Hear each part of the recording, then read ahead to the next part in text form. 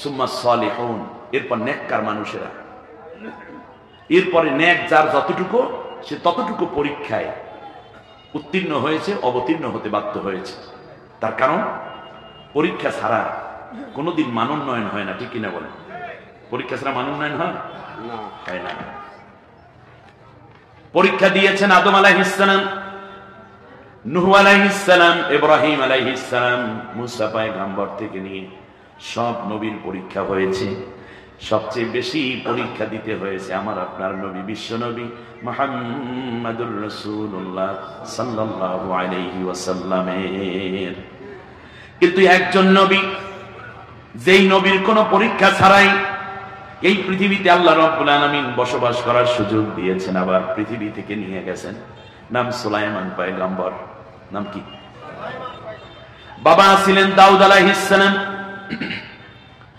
দাউদ আলাইহিস সালাম ওয়াফাতের পূর্বে আল্লাহ সুবহানাহু ওয়া তাআলা হযরতে সুলাইমান আলাইহিস সালামকে तमाम পৃথিবীর বাদশাহিত্ব দান করলেন।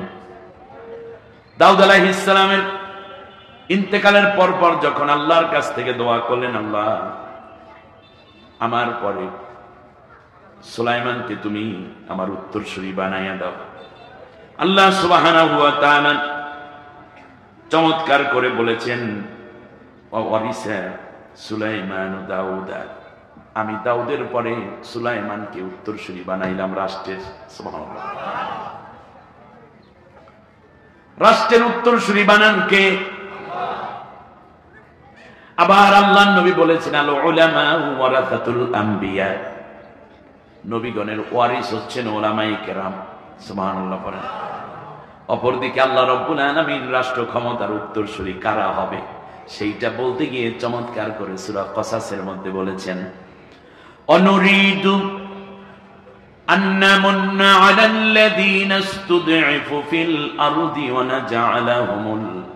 নাজআলাহুম আইম্মাতাও ওয়া নাজআলাহুমুল ওয়ারিসিন ونمكن لهم في الأرض ونري فرعون وهامان وجنودهما منهم ما كانوا يحذرون। আল্লাহ রাব্বুল আলামিন বলেন, আমিও সিদ্ধান্ত নিয়েছি যুগে যুগে কাদেরকে আমি রাষ্ট্র ক্ষমতায় অধিষ্ঠিত করব। এই জন্য আমি আল্লাহ সিলেক্ট করে দিলাম যেই রাষ্ট্রের মধ্যে দেখবা জালেম দ্বারা, অত্যাচারী শাসক দ্বারা, ফ্যাসিস্টবাদী সরকারের দ্বারা যেই দলটা সবচেয়ে বেশি নিগৃহীত হয়, নির্যাতিত হয়, নিপীড়িত হয়, রক্ত যায়, জীবন যায়, জেল খাটে, মিথ্যা মামলা খায় বেশি যেই দল, আমি আল্লাহ রাব্বুল আলামিন সিদ্ধান্ত নেই সেই দলটাকে আমি আল্লাহ তাদের উপর আমার দয়া এবং আমার মায়া দিয়ে তাদেরকে ভরপুর করে রাখি। আন্নামুন্না আলাল্লাযীনা ইসতুদঈফু ফিল আরদ, জমিনের বুকে নিপীড়িত দলটাকে আমি আল্লাহ দয়া দেওয়ার জন্য পছন্দ করেছি। সুবহানাল্লাহ বলেন। ওয়া নাজআলাহুম আইম্মাতান, তাদেরকে আমি আল্লাহ রাব্বুল আলামিন ইমাম বানাইয়া দেব, জাতির রাষ্ট্রের ইমাম বানাইয়া দেব। সুবহানাল্লাহ। ওয়া নাজআলাহুমুল ওয়ারিসিন, এই জালেমের তত্ত্ব তছনছ করে দিয়ে এই জায়গায় আমি তাদেরকে ওয়ারিস বানাইয়া দেব। অনুমাক্কিনা লাহুম ফিল আরদি, জমিনের বুকে আমি আল্লাহ তাদেরকে শক্তিশালী করে দেব। আজকে ঘরে ঘুমাইতে পারে না, থাকতে পারে না, মা মারা যায়, সন্তান জানাজায় পর্যন্ত আসতে পারে না, 170টা মিথ্যা মামলা। সন্তানের বিয়ে, মেয়েটাকে জামাইয়ের হাতে তুলে দেবে, এতটুকু পরিবেশ নাই, বাইরে বাইরে ঘরে, আর ফোন কইরা অন্য নাম্বার দিয়ে কয় বাজান রে, দুনিয়ায় যদি কোনোদিন দেখা না হয়, আদালতে হাসরে আল্লাহ রাব্বুল আলামিনের আরশের নিচে দেখা হয়ে যাবে।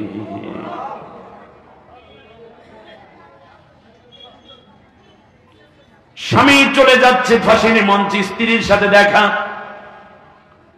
সামনে দাঁড়িয়ে বলে যাচ্ছে কোনদিন তোমার হক পুরো আদায় করতে পারিনি, 40টা বছর পর্যন্ত জীবন সঙ্গিনী হিসাবে আমার সাথে আছো, আমি চলে গেলাম আল্লাহর ডাকে সাড়া দিয়ে কোরআনের কথা বলার অপরাধে, জান্নাতের সিঁড়িতে তোমার সাথে আমারও দেখা হয়ে যাবে। আল্লাহ রাব্বুল আলামিন বলেন, যারা আমার পথে জীবন দেয় তাদের অবস্থা হলো এই যে মৃত্যুর আগে আমি আল্লাহ তাআলা তাদের সামনে জান্নাত দেখাইয়া দেই। আররাফালাহুম, তারা জান্নাত দেখতে পায়। এই জন্য ফাঁসির মঞ্চে যায় বীর দর্পে, হার্টবিটও ঠিক আছে, মুখে হাসিও আছে।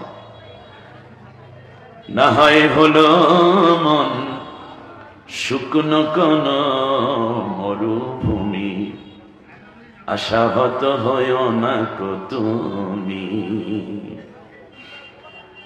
আরো কিছু পথ চলো মরিচিকা মারিয়ে, দেখবে সাগর আছে দুটি বাহু বাড়িয়ে। বিশাল ঢেউয়ের গান কি জানার পর কি চমৎকার কথা। একটু পরেই তুমি আলোটা দেখতে পাবে। সুবহানাল্লাহ। এই যে সুন্দর কথাগুলো আমাদেরকে প্রেরণা যোগায়। সন্তানকে জিজ্ঞেস করে আমি ফাঁসির মঞ্চে যাব, লুঙ্গি পরে না পাজামা পরে? মনে হয় শ্বশুর বাড়ি রওনা করছে। সুবহানাল্লাহ। আল্লাহ রাব্বুল আলামিন বলেন, শোনো দুনিয়ার মানুষেরা, আমার এই বান্দা বান্দীদের বৈশিষ্ট্য হলো চরম কঠিন মুহূর্তে ঈমানের উপর টিকে থাকার জন্য তোমরা যদি পরীক্ষা করতে চাও তাহলে একদল মানুষের দিকে খেয়াল রাখো। আল্লাহ বলেছেন, অনুমাক্কিনা লাহুম ফিল আরদে, জমিনের বুকে আজকে মাজলুম, আগামীকাল আমি তাদেরকে শক্তিশালী করে দেব। ওয়াদা কার? জোরে বলেন। ওয়াদা। ওয়াদার কোন মিস হওয়ার সম্ভাবনা আছে? খেলাফ হওয়ার সম্ভাবনা আছে? নাই। এটা আল্লাহর ওয়াদা। আল্লাহ রাব্বুল আলামিন বলেন, শোনো, ঈমান আছে কিনা আমি পরীক্ষা করব। আর এই পরীক্ষা যারা দেয় তাদের একটা উদাহরণ তোমাদেরকে আমি শোনাচ্ছি। মিনাল মুমিনিনা রিজালুন সাদাকু মা আহাদুল্লাহ আলাইহি ফামিনহুম মান কাদা নাহবাহু ওয়া মিনহুম মান ইয়ানতাদির ওয়া মা বাদদালু তাবদীলা। একটা সত্যপন্থী আমার পছন্দের দল সবসময় সব রাষ্ট্রেই থাকে, সব জনপদের মধ্যে আমি আল্লাহ যাদেরকে ভালোবাসি তাদের একটা দল কায়েম থাকে। তাদের বৈশিষ্ট্য হলো এই যে সেই দলের মধ্যে এমন কিছু নেতা থাকে, এমন কিছু সুপুরুষ থাকে। একজনকে হত্যা করা হচ্ছে, অমিনহুম মাইয়ান্তাদির, আর একজনকে হত্যা করার জন্য প্রস্তুত করা হচ্ছে। একজনকে ফাঁসি দেয়া হচ্ছে, আর একজনকে ফাঁসির রায় দিয়ে অপেক্ষমান রাখা হয়েছে। একজনের লাশ নামানো হচ্ছে, আর একজনকে লাশ বানানোর জন্য সাজুগুজু করানো হচ্ছে। একের পর এক মানুষকে হত্যা করা হয়, কিন্তু ওই দলের মানুষদের বৈশিষ্ট্য হলো ওয়ামা বাদদালু তাবদীলা। একদিন তারা শপথ করেছিল কালেমা পড়ে, আর বলেছিল ইন্না সলাতি ওয়া নুসুকি ওয়া মাহইয়ায়া ওয়া মামাতি লিল্লাহি রাব্বিল আলামিন। একটা শপথ করেছিল তারা, নিঃসন্দেহে আমার নামাজ, আমার কোরবানি, আমার জীবন, আমার মরণ বিশ্বজাহানের পানলেওয়ালা আল্লাহর জন্য। জীবনের পর জীবন যায়, একজনের পর একজন চলে যায়, কিন্তু পেছন দিক থেকে কেউ ওই শপথ পরিবর্তন করে পিছপা হয়ে পালায় না। সুবহানাল্লাহ। এই পৃথিবীতে কোন পরীক্ষা ছাড়া আল্লাহ একজন নবীকে রেখেছিলেন, তার নাম সুলাইমান আলাইহিস সালাম। আর এই কারণে একটা পাথরের আঘাত খেতে হয়নি, একদিন জেলে যেতে হয়নি, একটা মামলায় হাজিরা দেওয়া লাগে নাই, কাফের কর্তৃক একদিন একটা গালি খাওয়া লাগে নাই, একটা বদনামি তার কান পর্যন্ত পৌঁছায় নাই। তার কারণ হচ্ছে তিনি ছিলেন তামাম দুনিয়ার বাদশা। আল্লাহর কাছে ডাক দিয়ে কয়, আতাইতানি মুলকা লা ইয়ানবাগি লিআহাদিন মিনাল আলামিন। আল্লাহ, তুমি আমাকে এমন রাষ্ট্র ক্ষমতা দাও, পৃথিবীতে কাউকেও তুমি এই ক্ষমতা আর দেবা না। সুবহানাল্লাহ। তামাম দুনিয়ার বাদশাহী তো আল্লাহ দিলেন, যেহেতু দ্বীনের জন্য, ইসলামের জন্য তার কোনো কষ্টের কন্ট্রিবিউশন নাই, এজন্য সব নবীদের শেষে আল্লাহ তাকে জান্নাতে নিবেন। আর আমাদের নবীকে আল্লাহ সবার আগে জান্নাতে নিবেন, তার কারণ ইসলামের জন্য সবচেয়ে বেশি কষ্ট, বেশি নির্যাতন আল্লাহর নবী সয়েছিলেন। তাহলে বোঝা যাচ্ছে ইসলামের জন্য যার যত বেশি কষ্ট সে তত বেশি জান্নাতের কাছে। আপনি দূরে দূরে রইছেন, মনে করছেন আপনি জান্নাতে যাবেন আগে, ইম্পসিবল, একেবারেই সম্ভব না। সেটা কিভাবে? আল্লাহ বলছেন আহাসিবান নাসু আইয়ুতরাকু আইয়াকুলু আমান্না ওয়া হুম লা ইফতানুন। সূরার নাম আনকাবুত, আয়াত নম্বর 2। মানুষেরা কি মনে করেছে তারা বলবে আমি ঈমান এনেছি, এ কথা বললে ছেড়ে দেব, আমি কি তাদেরকে পরীক্ষা করব না? যদি কোনো পীর সাহেব মনে করেন যে আমি তো ভালোই আছি, আমার বিরুদ্ধে একটাও মামলা নাই, দেশে ইসলাম নাই অথচ আপনার বিরুদ্ধে মামলা নাই, দেশে নাস্তিক্যবাদী শিক্ষা ব্যবস্থা চালু হয়ে যাচ্ছে, আপনার বিরুদ্ধে কোনো অভিযোগ নাই, আপনার মতোই পরহেজগার নামাজি মানুষ কষ্টে কষ্টে জর্জরিত হয়ে যাচ্ছে, মূলত বিষয়টা হচ্ছে ভিন্ন। তা হচ্ছে আল্লাহ তাআলা বলছেন অহুম লা ইফতানুন, তারা কি পরীক্ষার সম্মুখীন হবে না? এর মানে পরীক্ষা দেওয়ার আগে ন্যূনতম রেজিস্ট্রেশন করা লাগে, ন্যূনতম ফর্ম ফিল আপটা করা লাগে, তারপরে হলে যেতে হয়, ঠিক কিনা বলেন? অর্থাৎ আপনার ঈমান এখনো রেজিস্ট্রেশনই হয়নি। রেজিস্ট্রেশন ছাড়া তো ফর্ম ফিল আপের দ্বিতীয় ধাপে উত্তীর্ণ হওয়া যায় না। আমি আপনি যদি মনে করেন চমৎকার মোছে তাও দিয়ে যদি চলি, আর যদি মনে করি আমি তো ভালোই আছি, তাহলে মনে করতে হবে পরীক্ষার পও আপনার ভিতরে আসে নাই, এই কারণে আপনি ভালো আছেন। আল্লাহ রাব্বুল আলামিন এরপর আবার বলছেন যে মানুষরাই বলেছে আমি ঈমান আনলাম, এই কথা বললে ছেড়ে দেব, আমি কি পরীক্ষা করব না? নবীদেরকে আল্লাহ পরীক্ষা করেছেন, ঠিক কিনা বলেন? এমন একজন সাহাবী আছেন যার পরীক্ষা দিতে হয়নি।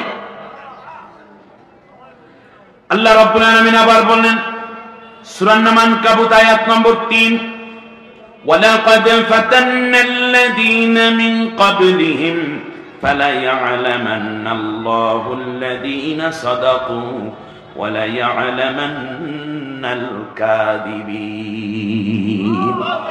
আমি আল্লাহ এটা পরীক্ষা নিতেই চাই, যে এর আগেও নিয়েছি, যে তুমি আমি আল্লাহর উপর ঈমান এনেছো, এ কথা বলার পরে কে এই ঈমানের উপর দৃঢ় রয়েছো, নাকি মুনাফিক হয়েছো, না দালালি করেছো, নাকি আমি আল্লাহ রাব্বুল আলামিনের হুকুম আহকামের উপর প্রতিষ্ঠিত থেকে জীবনের শেষ পর্যন্ত লড়েছো? এই পরীক্ষাটা আমি করি নিয়ে কে ঈমানের ব্যাপারে সত্যবাদী আর কে মিথ্যাবাদী তা আমি বুঝিয়ে নিতে চাই। আল্লাহ রাব্বুল আলামিন আবার বলতেছেন দুনিয়ার মানুষেরা শোনো, ওয়ালানাবলুওয়ান্নাকুম হাত্তা না'লামাল মুজাহিদিনা মিনকুম ওয়াস-সাবিরিনা ওয়া নাবলুয়া আখবারাকুম। সূরা মুহাম্মাদের 31 নম্বর আয়াতে গিয়ে আল্লাহ রাব্বুল আলামিন বলতেছেন অবশ্যই তোমাদেরকে পরীক্ষা করব।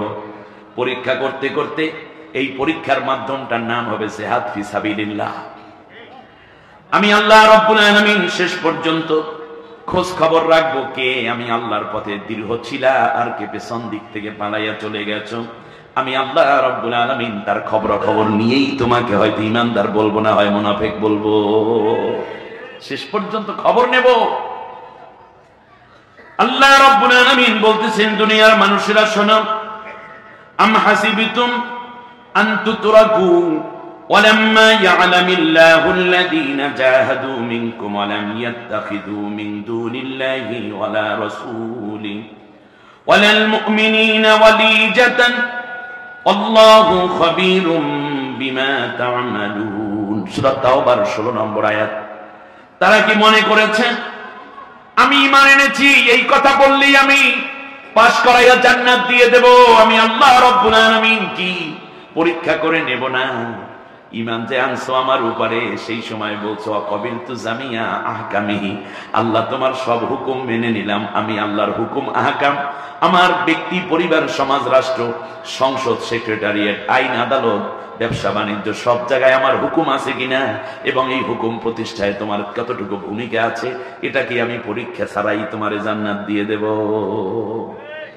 আল্লাহ রাব্বুল আলামিন আবার বলছেন আম হাসিবিতুম আন তাদখুলুল জান্নাতা ওয়ালাম্মা ইয়াতিকুম মাতালুল্লাযীনা খালাউ মিন ক্বাবলিকুম মাসসাতুহুমুল বা'সাউ ওয়াদ-দাররাউ ওয়াযুলজিলু হাত্তা ইয়াকুলার রাসূলু ওয়াল্লাযীনা আমানু মা'আহু মাতা নাসরুল্লাহ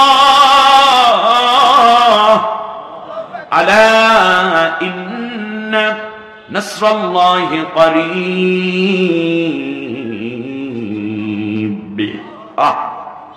আল্লাহ রাব্বুল আলামিন বলেন, এমন একটা সময় হয়ে গেল, তোমরা কি মনে করেছো ঈমান এনেছি বললেই আমি আল্লাহ জান্নাত দিয়ে দেব? অথচ তোমাদের পূর্বে নবী রাসূল এমন ছিলেন যাদেরকে তিল তিল করে পরীক্ষা করেছিলাম, এবং ঈমানদার যারা ছিল তাদেরকেও পরীক্ষা নিয়েছি।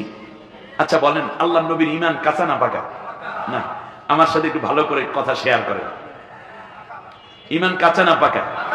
কত পাকা? আমাদের চেয়ে পাকা নাকি? নাকি পাকা কারে কয় বোঝার জন্য নবীকে দেখা দরকার, ঠিক না বলেন? এখন সেই নবীকে আল্লাহ তাআলা পরীক্ষা করতেছেন তায়েফের জমিনে রক্ত দিয়া, উহুদের ময়দানে দান্দার শহীদ কইরা, নিজের ভূমি থেকে হিজরত করাই। আল্লাহু আকবার।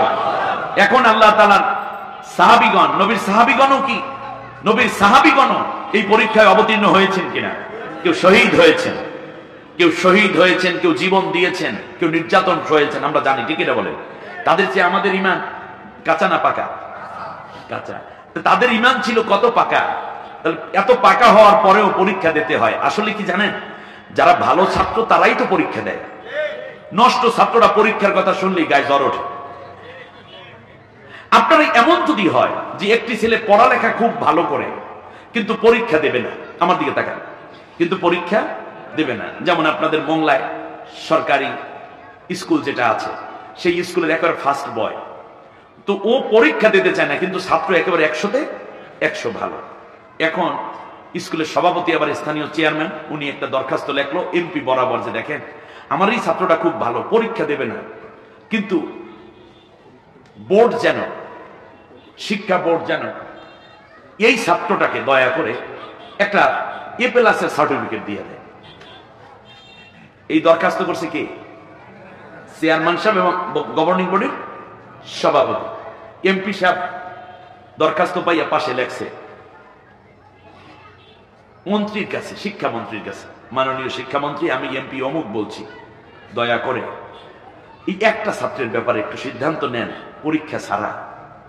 কারণ আমিও জানি, যেহেতু আমার চেয়ারম্যান লিখছে, খুব ভালো ছাত্র, হাতের লেখাও ভালো, নির্ভুল, বই ফার্স্ট টু লাস্ট মুখস্থ, জীবনের দেশের বড় ভবিষ্যৎ উজ্জ্বল এই ছেলে, অতএব তার একটা সার্টিফিকেট দেয়া হয়। শিক্ষামন্ত্রী লিখছেন বোর্ড কন্ট্রোলারের কাছে, মাননীয় বোর্ড কন্ট্রোলার, বোর্ড চেয়ারম্যান, বেশি তো আর চাইনি জীবনে, শুধু একজন, দয়া করিয়া একটা ছাত্রকে A+ দেওয়ার জোর সুপারিশ করছে, সিল টিল দিয়ে পাঠাই দিয়েছে। যদি ঘুষখোর না হয় বোর্ড কন্ট্রোলার, বোর্ড চেয়ারম্যান, তাহলে এতগুলো দরখাস্ত সুপারিশ পাওয়ার পরে সার্টিফিকেট একটা দিবে? আপনারা কি বলেন? দিবে না। তার কারণ সে যে ভালো, সে যে ভালো ভালো স্টুডেন্ট, এটা বোঝার জন্যই পরীক্ষাটা নেওয়া দরকার। আপনি যে আল্লাহর ওলি, আপনার ঈমানটা যে ভালো, ওই আবু বকরের মতো ঈমান, উসমানের মতো ঈমান, তালহা, খাব্বাব, খুবাইব, বেলাল, আরাতের মতো ঈমান, আমির হামজার মতো ঈমান, এটা পরীক্ষা দিয়ে, এটা টেস্ট করার জন্য হইলেও একবার পরীক্ষা কেন্দ্রে যাওয়া দরকার। আর সেই পরীক্ষা কেন্দ্রের নাম হচ্ছে আল্লাহ রাব্বুল আলামিনের দ্বীন প্রতিষ্ঠার আন্দোলনের ময়দান। এই জায়গায় আপনি গেলেন না তো আপনার ঈমান যে আছে, এইটা আছে না নাই, এইটাই তো আপনি বুঝতে পারেন না। এই জন্য আল্লাহ তাআলা বলছেন, এর আগে বহু মানুষ গেছে, আমার পরীক্ষা ছাড়া কাউকেও আমি বলি নাই যে তোমার ঈমানের ব্যাপারে তুমি খুব মজবুত। মুখে বললে ওলিয়ে কামেল, মাহবুবে সোবানি, বুজুর্গ, মুরব্বী, কুতুবে রব্বানি, হাদিয়ে দাওরান, মুজাদ্দিদে জামান, এগুলো বলা যায়, কিন্তু একটু ধাক্কা খাইয়া ঠিক আছে কিনা, এই ধাক্কাটা সব ভালো ঈমানদারদেরকে আল্লাহ নিয়েছেন, ঠিক কিনা বলেন? নবী নিজে রক্ত দেয় মিয়া, নবী নিজে শিহাবে আবুল তালিবে 3 বছর জেল কাটে, আপন জন্মভূমিতে মৃত্যুদণ্ড তার জন্য কার্যকর করতে আইন পাস করা হয়ে গেছে। আল্লাহ বললেন এবার হিজরত করতে যাও। আল্লাহ রাব্বুল আলামিন আবার বলছেন, শোনো, আম হাসিবিতুম আন তাদখুলুল জান্নাতা ওয়ালাম্মা ইয়া'লামিল্লাহুল্লাযীনা জাহাদু মিনকুম ওয়া ইয়া'লামাস সাবিরিন। তোমরা কি মনে করেছো তোমরা এমনি এমনি জান্নাতে চলে যাবে আমি আল্লাহ কি পরীক্ষা করে নেব না কে আমার পথে জিহাদ করেছো আর কে জিহাদ করতে গিয়ে নির্যাতন সয়ে পিছপা হয়ে যাও নাই বরং ধৈর্য ধারণ করেছে, এটা কি আমি পরীক্ষা করে নেব না? সূরা আলে ইমরান 142 নম্বর আয়াত, নোটগুলো নিয়ে নেন। পূর্বের আয়াতটায় সূরা বাকারার 214 নম্বর আয়াতে আল্লাহ বলছেন এমন অবস্থা হয়ে গেছে নবী এবং তার সাহাবীরা আর ঘর থেকে বের হতে পারে না, ঘরেও থাকতে পারে না, ঢাকা গিয়েও বিদেশ গিয়েও অন্য জায়গায় গিয়েও তার কোনো শান্তি নাই। কঠিন অবস্থার মধ্যে তারা বলছিল মাতা নাসরুল্লাহ, আল্লাহ সাহায্য কখন আসবে? আল্লাহু আকবার। আল্লাহ রাব্বুল আলামিন বলতেছেন শোনেন, আমার প্রত্যেকটাই মোমেন্ট, কিন্তু এক মোমেন্টের উপরে আমি আল্লাহ আর এক মোমেন্টের মর্যাদা দিয়েছি। সুবহানাল্লাহ বলেন। লা ইস্তাযিনু, আল্লাহ রাব্বুল আলামিন বলেন শোনো, দুই মোমেন্টের মধ্যে সবচেয়ে ভালো মোমেন্ট কে একটু শোনো। লা ইস্তাযিনুনাকাল্লাযীনা লা ইউমিনুনা বিল্লাহি ওয়াল ইয়াউমিল আখির আইয়ুজাহিদু বিআমওয়ালিহিম ওয়া আনফুসিহিম আল্লাহু আলীমুম বিল মুত্তাকিন।